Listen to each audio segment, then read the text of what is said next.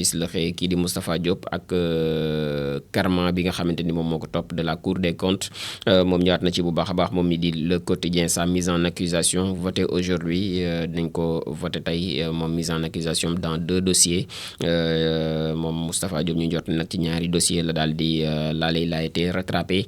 par son attitude injurieuse envers les magistrats daanaka loolee lu ko topploo maanaam kàddu yi nga xamante ni yëkkate woon na ko jëmale ko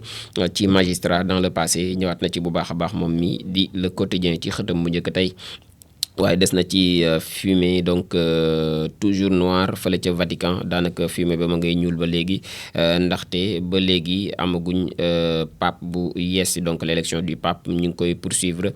ginnaaw bi ñu commencé ni ki démb li nga xamante ni moom moo di liggéey ba ñëwaat na ci bu baax a baax moom mi aussi ba léegi moom mi di le quotidien saisi record bi ñu doon wax léegi ci ak douane sénégalaise bi nga xam ne def nañ ko 7,8 milliards interceptés par la douane muy ay billets faux billets yoo xamante ni jàppati nañ ko ñoom waa douane. Walf Quotidien ci 251 parcelles li fële ca Yoff ak 29 titres fonciers fële ca Almadies yi nga xamante ni moom mooy le fabuleux trésor de Farba bi nga xamante ni ñu ngi koy piste jàpp nañu daal Farba Ngom moom parcelles yooyu 251 la ma nga ca Yoff ak 29 titres fonciers Farba ay dëkk la yor kon fii ci Ndakaaru donc ñëwaat na ci bu baax a baax moom mi di Walf Quotidien jàpp nañu daal ñu ngay piste lu ni mel mu ngi ci page 7 bu journal bi la waaye rupture de médicaments ak les maladies du cancer yi nga xamante ne jamono ji ñu ngi les malades donc du cancer yi nga xam ne ñu ngi en détresse ndaxte dañoo am rupture ci seen wàllum garab yooyu nga xam moom la ñu daal di jëfandikoo. ñëwaat na ci moom ci page 4 am moom yi di Walf Quotidien rationalisation des partis ak calendrier aussi républicain bi desandi na ci ak vers la dégraissage donc de la carte électorale ñu ngi ci ñëwaat bu baax a baax mën naa gën a woyof moom carte électorale bi bu ñu sukkandikoo ci Walf Quotidien ndaxte ñu ngi jëm ci rationaliser jëm ci wàllum xoolaat saytuwaat ñi nga xamante ni ñoom ñoo di parti politique yi waaye tam calendrier républicain bi ñu xoolaat ko bu baax a baax ba lépp li nga xam ni jàpp nañ ñi rëq-rëq la ñu daal di ko cay joyanti chronique aussi bu Ousseynou Gueye comme tous les jours ci biir Walf Quotidien corruption pénalisée donc durement les détournements ñëwaat na ci bu baax a baax moom ak thèmam bu am solo boobee moom mii di Ousseynou Gueye ci biir Walf Quotidien Sud Quotidien la ñu daal di dem moom it dem na ca conclave bi nga xamante ni jamono ji ma nga ca fële ca Vatican ba pour élection bu pape bu yees bi lee donc l'heure du choix a sonné ni nag heure tànn bi jamono ji nag jot na ngir ñu xam ban kan mooy le nouveau pape donc de l'église catholique donc ñëwaat na ci bu baax a baax moom mi di Sud Quotidien ginnaaw ñaareelu fan bu conclave bi nga xamante ni ma ngi fay am démb bi ñu ci noppee fumée ba donc dafa mujjee ba léegi di ñuul donc ñëwaat na ci moom Sud Quotidien ci tànnuk pape boobee fële ca Vatican bi avant première aussi bu film bu Doudou Ndiaye Coumba Rose bi ñëwaat na ci hommage à un trésor culturel universel noonu la ko titré moom Sud Quotidien Enquête Quotidien ci souveraineté alimentaire fii ci biir réewum Sénégal la xëy le mirage persistant donc ci wàllum souveraineté pays hôte donc d'un sommet majeur sur l'alimentation le Sénégal incapable donc de garantir son autosuffisance bëgg nañ teraanga bëgg nañ dalal waaye ba léegi wàllum autosuffisance moom dañ koy dégg rek surtout ci wàllum dundu googu donc les cultures comme l'arachide pourtant massivement subventionné affiche donc des performances décevantes muy subvention yi nga xamante ñu ngi koy jot ci wàllum gerte gi donte nguur gaa ngi def lu mu mën waaye ba léegi nag la ñuy jot ci production matewu ko donc des spécialistes ñu ngi ci pointé donc les limites des politiques publiques ci wàllu woowule ñëwaat na ci bu baax a baax moom mi di Enquête Quotidien des na ci accompagnement aussi ak soutien bi nga xamante ni moom la njiitu réew mi digle ngir ñu daal di koy jëmale ci presse bi Diomaye veut accélérer la cadence noonu la ko titré moom mi di Enquête Quotidien des ci saisi record aussi bu billet noir yi bu douane plus de 10 milliards de francs CFA intercepté à Dakar ak fii ci Thiès étudiant bi nga xamante ni moom itam en médecine la daal di nekk dañ koy arrêté le double jeu donc d'un faux gendarme moom dafay sol ay yére gendarme jàppee boppam gendarme moom daal nañ koy teg yoxo moom étudiant boobule ñëwaat na ci moom enquête quotidien les échos yéen kaay ci mbirum Souleymane Ciss la xëy Gabriel Kane sous la menace donc d'une procédure de contrainte par corps moom Gabriel Kane bu mayul dina nekk nag ci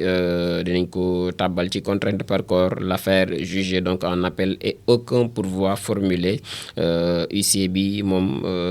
kenn mënu koo joindre ou daal di koy trouver chez elle malgré de nombreuses tentatives yi nga xam ni def nañ ko mu ngi ci page 3 bu les échos bu tey bi waaye des na ci audition dans le fond bi nga xamante ni mi ngi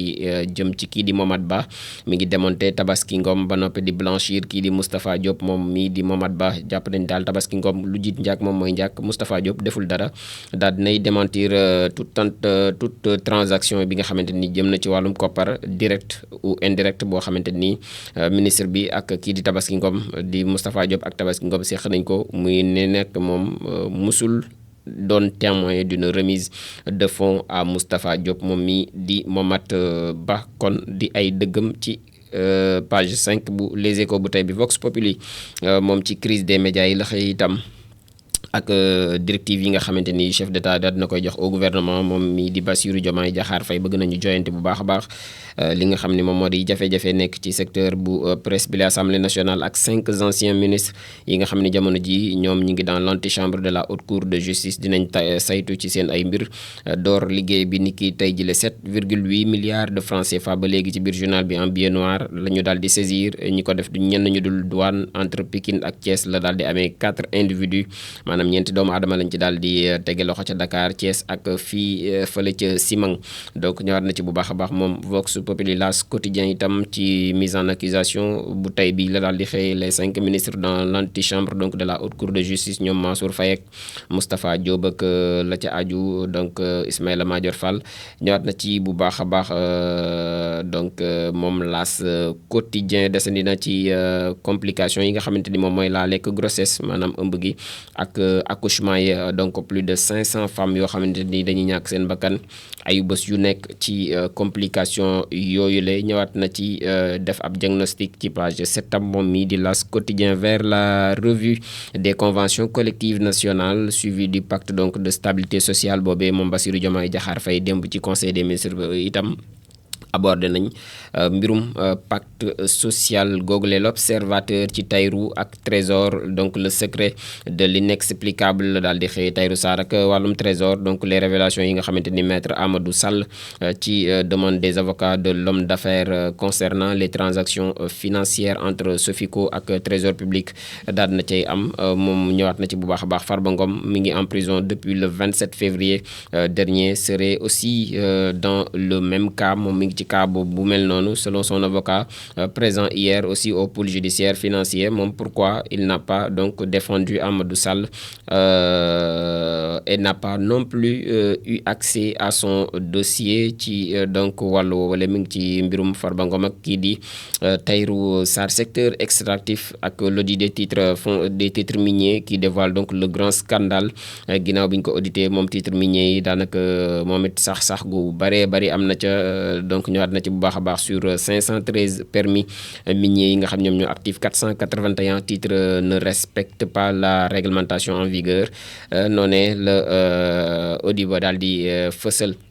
waaye beneen audition boo xam ni au fond lay daal di doon ak les confidences bu Momad Ba sur l'affaire Tabaski Ngom ak Moustapha Diop ñëwaat na ci bu baax a baax moom dugalaat na bu baax a baax kii di Tabaski Ngom waaye seetal wecc kii di Moustapha Diop moom mii di Momad Ba marché noir bi ak billets yi nga xamante ni douane daal nañ koy teg loxo 10 milliards en coupure d'euros l'observateur ñëwaat na ci bu baax a baax ak ay dollars yoo xam ne saisir nañ ko en 72 heures mu nekk coût bu exceptionnel boo xam ni douane sénégalaise daan nañ koy def abus de confiance ñëwaat na ci ak les vérités de Ferdinand Coly ancien latéral ancien international sénégalais donc ak Thierno Seydi mi nga xam ñoom ñooy nekk sur les arnaques contre le footballeur ñëwaat na ci bu baax a baax moom mi waaye wàllum politique desandi na ci ak Amadou Ba Ndeye Salimata Diop ak la nouvelle responsabilité judiciaire donc ci nouvelle responsabilité bu Amadou Ba googule l'observateur daal na ci desandi libération la ñu daal di jëm moom ci SR la xëy ñoom ñu ngi mais mettre à jour un tong-tong interne boo xam ni am na ci Microsen 112 transactions frauduleuses la ñu daal di identifier maanaam transaction yoo xamante ni daal xel mënees na caa daal di tey lu tolloog 112. ñëwaat na ci bu baax a baax moom mi di Libération yéen kaay Léon Mamadou Diouf moom mooy responsable des opérations ak Ousmane Racine ak kii di Ousmane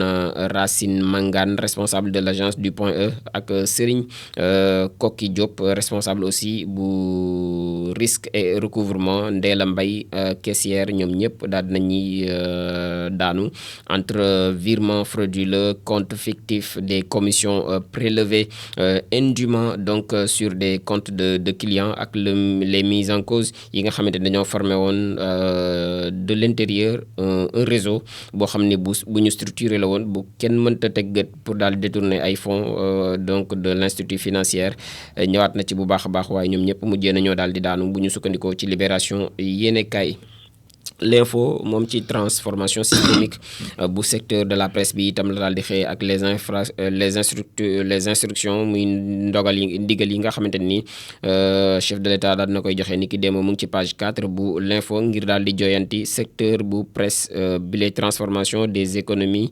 donc de l'UEMOA aussi itam des na ci moom L'Info ak Abdoulaye Diop mi ngi indiqué donc la voie à suivre maanaam yoon ngi ñu war a jaar ngir transformation googee daal di mën a daal di yomb. Service numérique Google va appliquer une TVA de 18% au Sénégal à partir du 1er juin 2025 ñoom waa Google ne daal taxe sur la valeur ajoutée dañ koy daal di ajouter lu tolloog 18% fii ci biir réewum Sénégal li ko dalee 1er juin ci 2025 bi le dépôt des préavis de grève and gësëm porte donc les premiers coups au pacte de stabilité sociale mu ngi ci page 7 bu L'Info yéenekaay Source A ci inculpation imminente bu Ismaïla ak Birane ak frère bu Farba Ngom loolee la daal di xëyee possible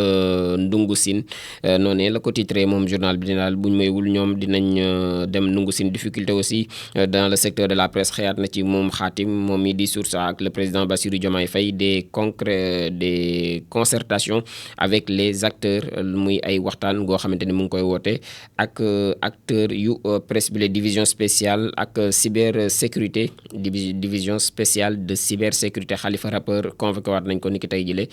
mu war a daal di wuy ji Point Actu ñëw na itam ci li nga xamante ne moom mooy faux bond d'Amadou Sall au parquet donc judiciaire financier coup dur donc pour l'image de Macky Sall mu nekk en tout cas lu mën a xajamal image bu président Macky Sall donc di convocation bu kii di Amadou Sall te mu jëwul daal di wuy ji Amadou Sall donc considéré à tort ou à raison comme détenteur de la nationalité américaine sèche sa convocation au pôle judiciaire financier mu nekk benn mbir moo xamante ni daal ci mbirum blanchiment estimé à hauteur de 125 milliards de francs CFA lañ koy daal di toppee ak ay oto yoo xamante ni ay oto de luxe la yoo xam ni mi ngi nekk au cœur du dossier. Pourtant Karim Wade entre Londres ak Paris amoon na la nationalité française à l'époque waaye dafa daal di wuy si woon ci convocation bu CREI bi Cheikh Yérim Seck itam di révéler que DIC ñoom ñi ngi sur les traces d'Amadou Sall depuis octobre 2024 le fils donc de Macky Sall bi nga xam ne dañ ko suspecté dans une affaire impliquant 3 sociétés immobilières ak des terrains estimés à 55 milliards de francs CFA bu ñu sukkandikoo ba léegi itam ci journaliste bi di Cheikh Yérim Seck 6 donc ñu ngi Cheikh Yérim Seck boobee sax di annoncé ni am na ak enquête bu imminente boo xam ni am na sur la fondation Servir le Sénégal boo xam ni soupçonné nañ ni am na blanchiment d'argent boo xamante ni itam ma nga foofule ci fondation googule Point Actu ñëwaat na ci donc bu baax a baax yor bi la ñuy dem moom it mu ñëw ci lotissement bu BOA bi Mass Thiam dans le viseur donc du pôle judiciaire financier moom Mass Thiam mu ngi ci gëtti donc pôle judiciaire financier daal dinay versé lu tolloog 5 milliards 732 millions de francs CFA ci kii di Amadou Sall mi nga xam ci lañ jóge léegi venant donc de la vente de 67 parcelles yoo xamante ni Amadou moom moo ko jaay donc ñëwaat na ci yor bi le JOJ Dakar 2026 des na ci ak le Learning Academy officiellement lancé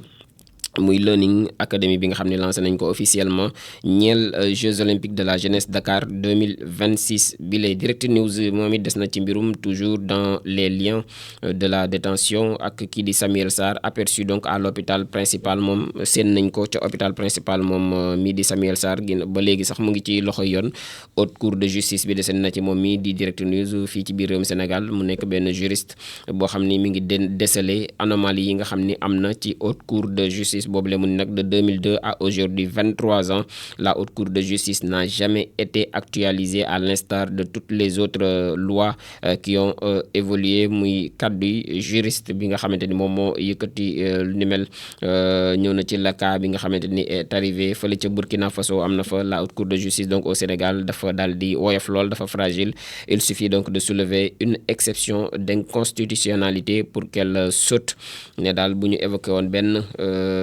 exception d'inconstitutionnalité wane ni dëppawul ak suñu constitution lii di haute cour de justice devait daal di sauter tout bonnement face à cette impossibilité de faire appel ak surtout nag wàllum instruction ak jugement en cassation. Aucune décision de cette instance ne sera légale ou reconnue au plan international, créée, rejetée partout à travers le monde malgré qu'il y avait la cassation. Ñëwaat na ci di ay leeral yoo xamante ni juristes yi ñu ngi koy def ñeel haute cour de justice bi Le Soleil yéene kaay ci crise des médias yi la xëy ak les directives du chef de l'État mu ngi ci xët bu njëkk bu journal bi lay ñëwaat na ci bu baax a baax dañuy daaneel ak tàggat yaram Rewmi quotidien sport plus moom ci Ligue des champions journée bu démb bi di demi-finale retour Paris Saint-Germain ak kii di Arsenal. Paris Saint-Germain donc sort Arsenal et rejoint l'Inter en finale. Paris génne na Arsenal ci course bi fekk ji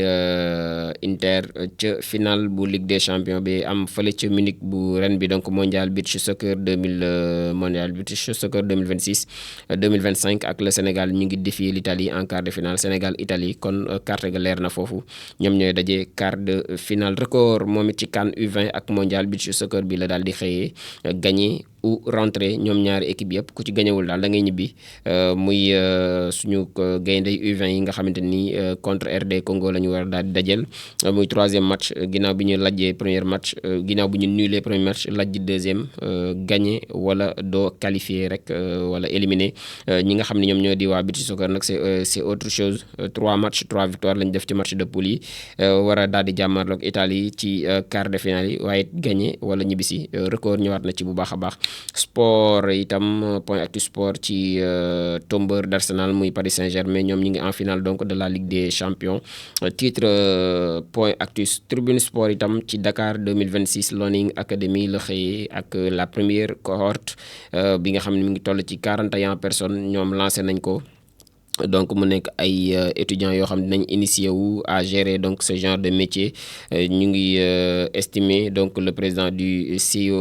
COJOJ di Mamadou Diagne Ndiaye ñëwaat bu baax a baax ne daal lii yoon la ndax étudiants yi dinañ xam naka la ñuy gérer genre activités yi ensemble. Nous pouvons soulever les montagnes derrière notre jeunesse qui va nous montrer donc le chemin ki ko wax du kenn ku dul Christine Fage moom mooy ambassadrice bu France fii ci biir réewum Sénégal mu ngi ci xët bu njëkk bu Tribune Sport Ligue des champions bu dem bi le Paris Saint-Germain tient sa finale et si c'était la bonne année muy samp laaj ndax ren du doon at mu baax mi en tout cas ca Munich 4 Ligue des champions 4 finales yi fa mujjee am yëpp ka ko jël musul jël Ligue des champions peut-être c'est la bonne année aussi pour kii di Paris Saint-Germain desaat na ci bu baax a baax moom mi di Tribune Sport fa la ñu daal di daane la